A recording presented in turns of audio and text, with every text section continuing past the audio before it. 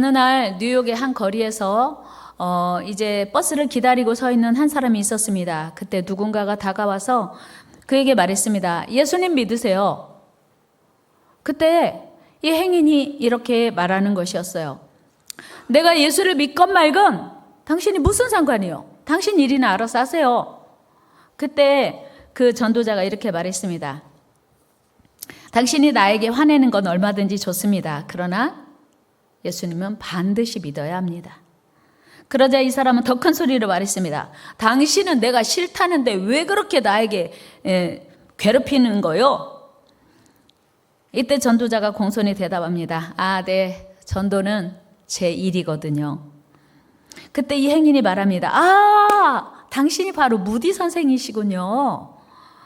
여러분 놀랍지 않습니까? 그 당시에 길거리에서 전도하는 사람은 무디다. 공공연한 사실이었던 거죠. 그러니까 뉴욕에 살고 있는 사람이라면 누구든지 길거리에서 전도하는 사람은 무디라고 하는 전도자다라고 하는 게 모든 뉴욕 시민이 알고 있었던 사실이었습니다.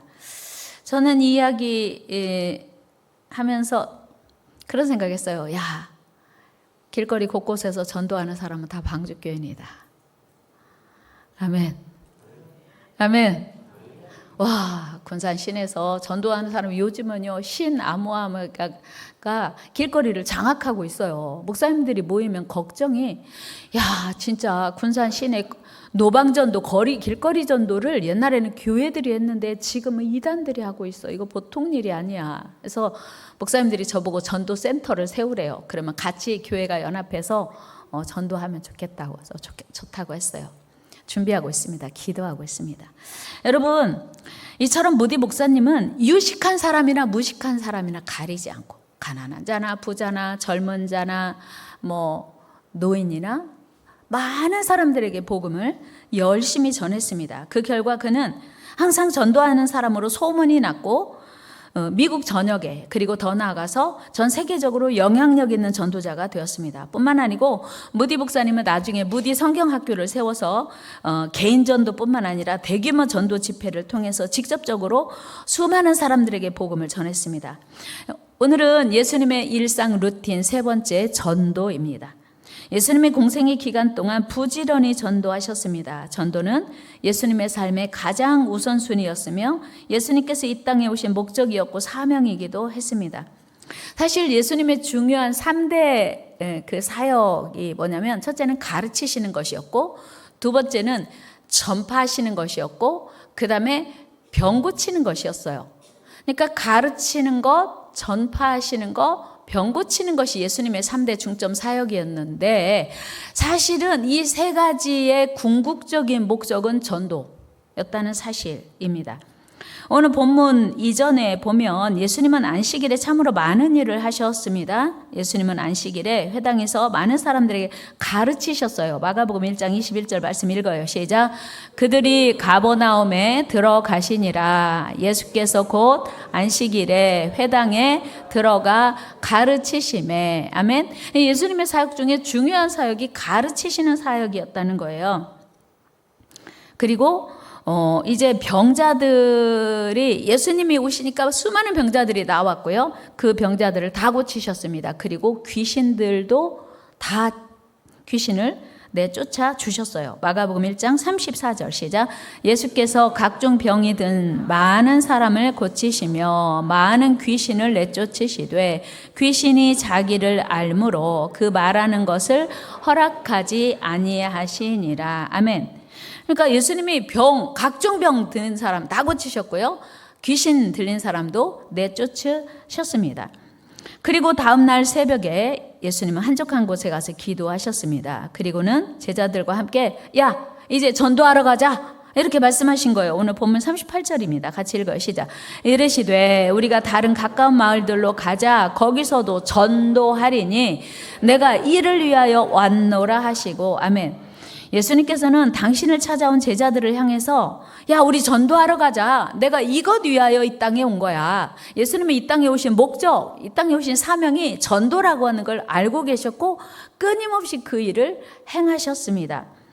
그리고 예수님이 제자들을 부르실 때도 분명하게 이 부분을 강조하셨어요. 마태복음 4장 19절에서 베드로와 안드레를 부르시거든요. 우리 말씀 한번 읽어봐요. 시작.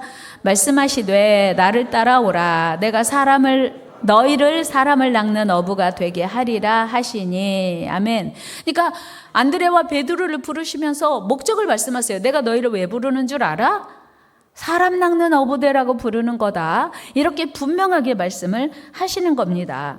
또 여리고를 방문하셨을 때도 우리 예수님은 아무도 눈여겨주지 않고 외면받고 따돌림 받던 삭개오, 모든 사람들에게 멸시받고 소외되던 삭개오를 발견하시고 그를 구원하셨어요. 갈릴리 여러 회당에서도 예수님은 전도하셨습니다. 누가복음 4장 44절 시작. 갈릴리 여러 회당에서 전도하시더라. 아멘.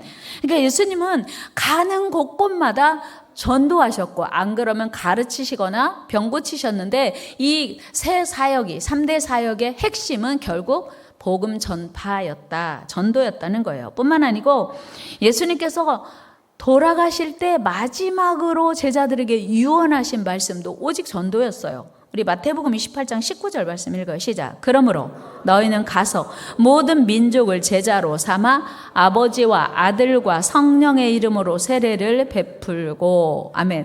그러니까 예수님의 시작부터 끝까지 공생의 사역 전체가 전도에 집중되어 있음을 우리는 알게 됩니다. 뿐만 아니고 예수님은 십자가에 달려 숨지시는 그 순간까지 오른편 강도 구원하셨거든요. 그리고 예수님께서 십자가에서 죽으시고 3일 후에 부활하시고 40일 동안 사시다가 승천하시면서 제자들에게 간절하게 부탁하신 분부 역시 땅끝까지 전도하라는 것이었습니다. 여러분, 이것은 무엇을 의미합니까? 오늘 예수님을 믿는 모든 제자된 우리의 지상 대사명이, 과제가 바로 전도라고 하는 사실입니다.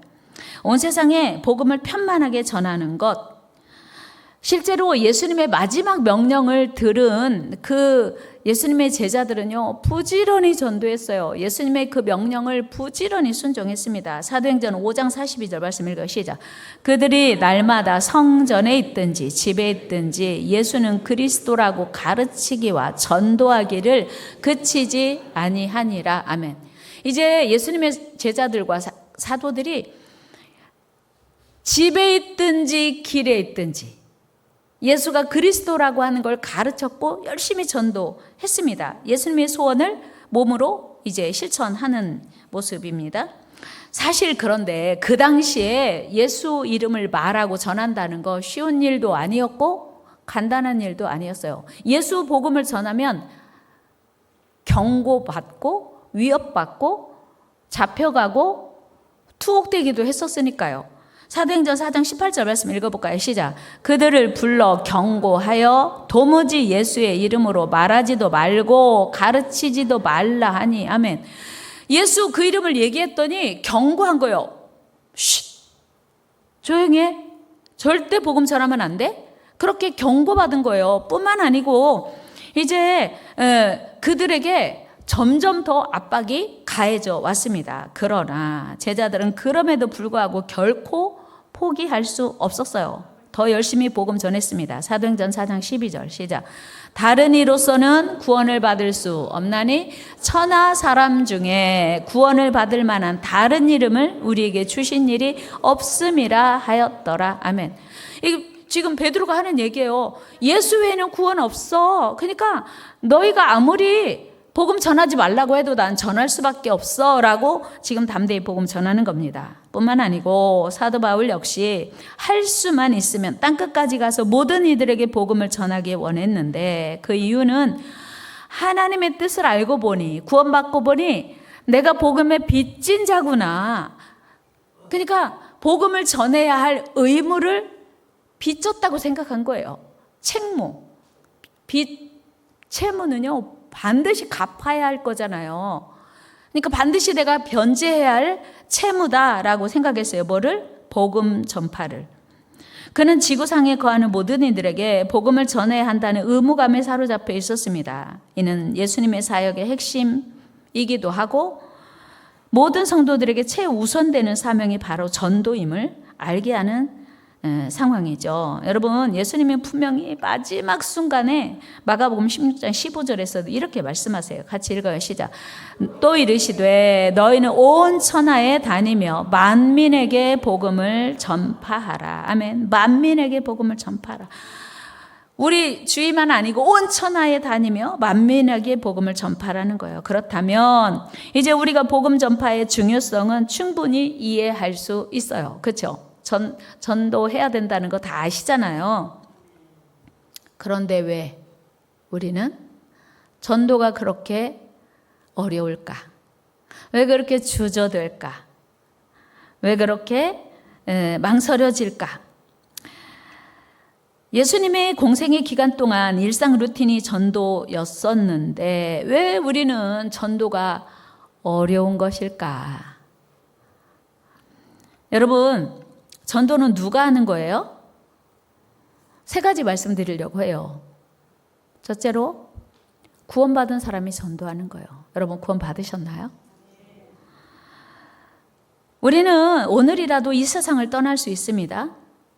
여러분, 죄송한데요. 우리 모두 오늘 밤에라도 하나님이 부르시면 가야 돼요. 그러면 천국 갈 수 있으신가요? 천국 갈 수 있으신가요? 그렇게 되기를 축복합니다. 그런데 내가 천국 갈 수 있다고 하는 확신은 내가 구원받았다는 뜻과 동일해요. 여러분, 천국에 없는 게 없대요. 천국에 없는 게 단 하나가 있는데 뭐가 없을까요? 죄가 없는 거예요. 천국은 죄가 없어요. 그래서 죄 있는 사람 못 들어가요. 우리 다 죄인인데 어떻게 천국에 들어갈 수 있어요? 예수 그리스도의 십자가의 공로로 죄 용서함 받고 갈 수 있는 겁니다. 그래서 천국에 들어갈 자격을 얻은 것을 구원받았다라고 표현합니다. 이제 우리는 예수님의 은혜로 구원받았습니다. 그렇다면 아직 구원받지 못한 사람, 천국에 들어갈 자격을 얻지 못한 사람이 눈에 들어와야 돼요. 구원받은 사람과 구원받지 못한 사람은 이 땅에서 아무리 가까워도 소속이 다르거든요. 여러분, 이 땅에서 부부라 해도, 이 땅에서 자녀 지간이라 해도, 이 땅에서 아무리 가까운 친구라 해도 구원받은 사람과 구원받지 못한 사람은 소속이 다르고요. 죽음 이후의 삶이 확연하게 구분된다는 사실이에요. 지금은 별로 표 안 나요. 그러나 마지막 날에는 하늘과 땅만큼, 아니 그보다 더 많은 차이가 있습니다. 여러분, 우리는 예수 그리스도의 십자가의 은혜로 구원받았습니다. 당연히 하나님의 거룩한 자녀가 되었어요. 요한복음 1장 12절 말씀 읽습니다. 시작. 영접하는 자, 곧 그 이름을 믿는 자들에게는 하나님의 자녀가 되는 권세를 주셨으니. 아멘. 이 대단히 중요한 권세예요. 제가 세례교육하면서 계속 강조하는 게 예수 그리스도가 내 안에 있는가, 내가 예수님을 영접했는가, 예수님이 나의 구주신가, 이것을 계속 확인하거든요. 예수님을 영접했고 그 예수님을 믿으면 우리는 하나님의 자녀가 되고 구원받은 거예요. 그렇다면 이제 우리는 내가 사랑하는 사람을 전도하고 싶어서 안 달라야 돼요. 여러분, 구원받으셨지요? 그렇다면 이제 전도해야 돼요. 전도합시다.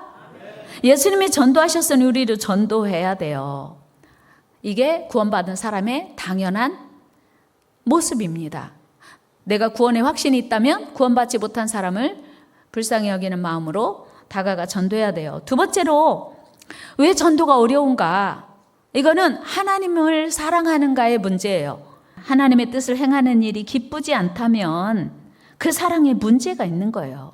우리가 하나님을 사랑한다면 하나님의 소원인 전도를 기쁘게 해야 돼요. 사도 바울은 하나님을 너무나 사랑했기에 그는 자기 생명 다해 전도했습니다. 그의 고백을 들어봅니다. 사도행전 20장 같이 읽어요. 시작. 내가 달려갈 길과 주 예수께 받은 사명, 곧 하나님의 은혜의 복음을 증언하는 일을 마치려 하면은 나의 생명조차 조금도 귀한 것으로 여기지 아니하노라. 아멘. 자기 생명 걸고 복음 전한대요. 바울이 하나님을 얼마나 사랑했던지. 이 고백이 저와 여러분들의 고백 되기를 축복합니다. 이게 하나님 사랑하는 자의 모습 아니겠습니까? 여러분, 오늘 우리 안에 사도 바울과 같은 고백이 차고 넘치게 되기를 축복합니다. 베드로와 요한도요, 하나님을 너무나 사랑했기에 생명의 위협을 받는 그 순간에도 전도를 결코 포기할 수 없다고 담대히 고백해요. 우리 사도행전 4장 19절 20절 읽어요. 시작. 베드로와 요한이 대답하여 이르되 하나님 앞에서 너희 말을 듣는 것이 하나님의 말씀을 듣는 것보다 옳은가 판단하라. 우리는 보고 들은 것을 말하지 아니할 수 없다 하니. 아멘. 야, 진짜 멋지잖아요. 지금 자기 생명을 줄 수도 있고 거둘 수도 있는 생사 여탈권을 가진 권위자들 앞에서 베드로와 요한이 말하는 거예요. 우리는 보고 들은 걸 말하지 아니할 수 없다. 예수 그 이름 외에는 구원 없어. 담대히 말하는 거예요. 기가 질려서 이들 어떻게 할 수가 없는 거예요. 여러분, 이런 담대함이, 이런 확신이 흔들리지 않는 구원의 기쁨이 저와 여러분들 안에 충만하기를 축복합니다. 누가 뭐래도 우리는 예수 그 이름을 말하지 않을 수 없다는 거예요. 여러분, 하나님을 사랑하는 자들은요, 그 뜻대로 살 수밖에 없고 하나님의 소원인 전도를 기쁘게 할 수밖에 없습니다. 전도합시다. 기쁘게 전도합시다. 기쁘게 하나님의 종이 됩시다. 마지막 세 번째는요, 그 영혼을 사랑하는가예요. 여러분, 화재 현장에서 사랑하는 이들을 구원하기 위한 노력은요, 필사적이에요. 지금 산불로 막 많은 이미 사망자도 있고 또 지금 많은 이재민들이 발생했고 교회도 탔고 문화재도 탔고 막 어마어마한 일들이 있잖아요. 그런데 여러분, 그 구조 현장에 어머니가 저 안에 계신데 못 나왔다? 아들이 죽을 걸 알면서도 생명 걸고 들어가는 이유가 뭐예요? 사랑하기 때문이에요. 여러분, 혹시 보셨나요? 그 개가 털이 다 타버렸는데 그 집 앞에 쪼그리가 앉아 있는 거예요.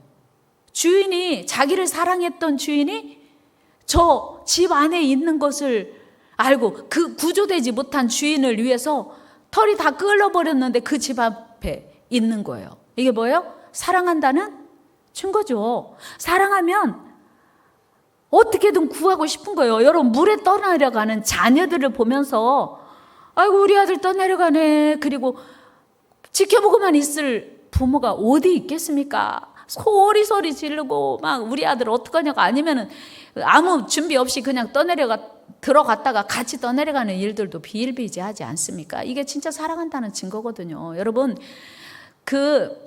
저희 친구가 한 명이 개를 키워요. 엄청 예뻐하더라고요. 막 개를 안고 막 끌어안고 그냥 얘기하면서도 안고 서 있어요. 야, 허리 아픈데 그 큰 개를 왜 안고 있어? 예쁘대요. 알고 보니 그 개가 지금 7살인가 8살 됐는데 1살도 안 됐을 때 그 개가 우리 친구가 화장실에서 나오다가 쓰러졌대요. 집에 아무도 없었어요. 그러니까 화장실에서 나올 때니까 옷을 많이 입고 있을 일이 없잖아요. 그러니까 저체온증으로 이제 깨어날 때까지 집 안에 있는 수건이라는 수건은 다 물어다가 우리 친구 주변에 놓고 무릎 담요, 큰 이불은 못 끌으니까 1살도 안 됐을 때 무릎 담요를 다 끌어다가 그 친구 주변에 놨더래요. 나중에 깨어나고 보니까 그 개가 자기를 이렇게 체온을 유지시켜 주기 위해서 한 거 보니까 너무 예뻐서요. 진주 목걸이도 채워주고 유치원도 보내고 그 개를 원피스를 입혀가지고 온 거예요. 그래서 얘 여자냐? 그랬더니 아니, 남자. 근데 왜 원피스 입어서? 내 맘이지. 유모차도요, 바퀴 큰 거 있잖아요. 개 유모차. 그리고 그 요람도 핑크 패드를 깔아가지고 푹신하고 너무 고급진 거예요. 애기 놔도 될 만큼. 야, 근데 이것도 핑크냐? 그랬더니 내 맘이야. 예뻐서 어쩔 줄 몰라요. 왜요? 생명의 은인인 거예요. 그러니까 걔를 사랑할 수밖에 없는 거예요. 여러분, 요나가 니느웨 가서 복음 전하기를 왜 그렇게 싫어했어요? 니느웨 사람들 싫거든요. 사랑하지 않았거든요. 자기 백성을 괴롭힌 사람이니까 니느웨 백성들에게 복음 전하는 거 죽기보다 싫었던 거예요. 그러나 사랑하면 복음 전하는 것이 당연한 일이에요. 여러분, 요나가 하나님의 명령을 듣고 니느웨로 가라고 했는데 다시스로 간 이유가 그 백성 사랑하지 않아서요. 니느웨 그 성읍이 3일은 전도해야 다 들을 수 있는 넓은 도시인데 단 하루만 성의 없이 복음 전하지 않았어요. 왜요? 그 사람들이 구원받는 게 싫었기 때문이거든요.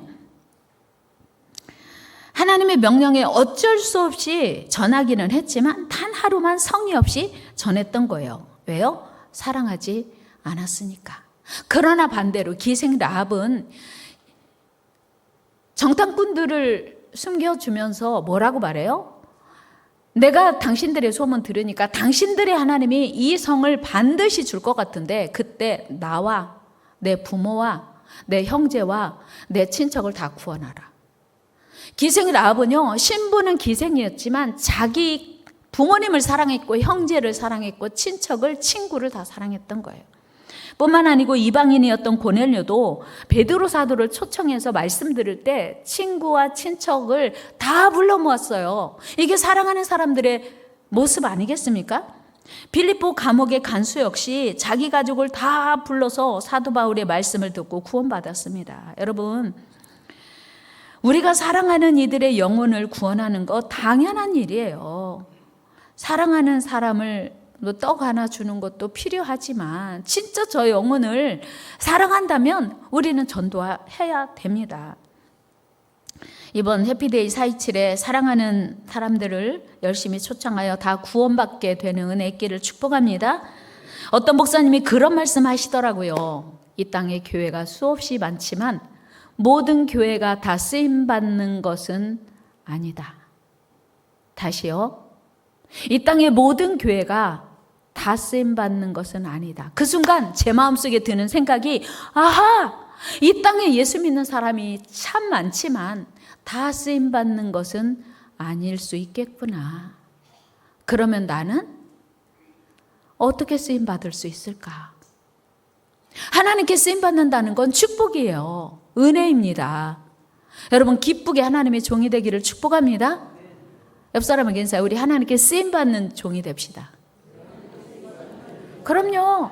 이 땅에 예수 믿는 사람이 나 하나님 사랑해 라고 말하는 사람은 수없이 많지만 하나님께 정작 쓰임받는 사람은 그렇게 많지 않을 수 있더라는 사실이에요.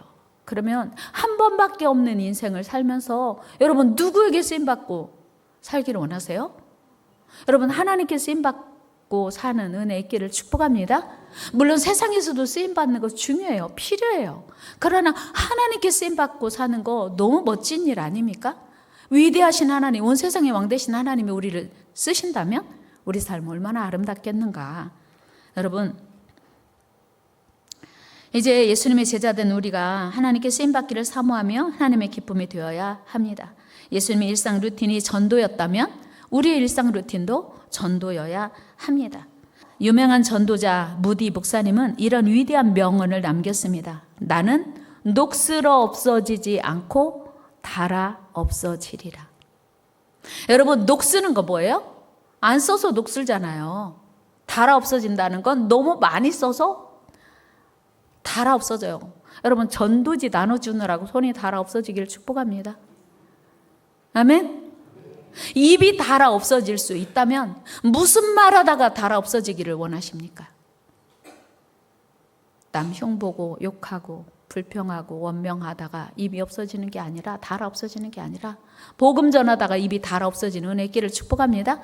발이 닳아 없어질 수 있다면 우리의 발이 닳아 없어지는 건 아니죠. 신발이 닳으면 닳았지. 그럼 여러분 신발은 어디에 가느라고 신발이 닳아 없어지기를 원하십니까? 복음 전하다가 신발도 닳고 발이 닳아 없어지기를 축복합니다. 여러분 노화해서 죽는 게 아니라 닳아서 하나님을 위해서 닳고 닳아서 하나님을 위해서 일하다가 닳고 닳아 하나님의 앞에 간다면 얼마나 기쁨이요 영광이요 축복이겠습니까? 지금도 우리 지구촌에 복음을 듣지 못하고 죄의 동로로 타는 사람이 무려 40억 명이 있대요. 거의 반절인 거예요. 복음을 한 번도 듣지 못한 사람이 지구촌에 거의 반절이 있다는 거예요. 그런데 우리가 한가하게 우리의 시간과 열정을 낭비한다면 하나님께서 우리를 기뻐하실 리가 없습니다.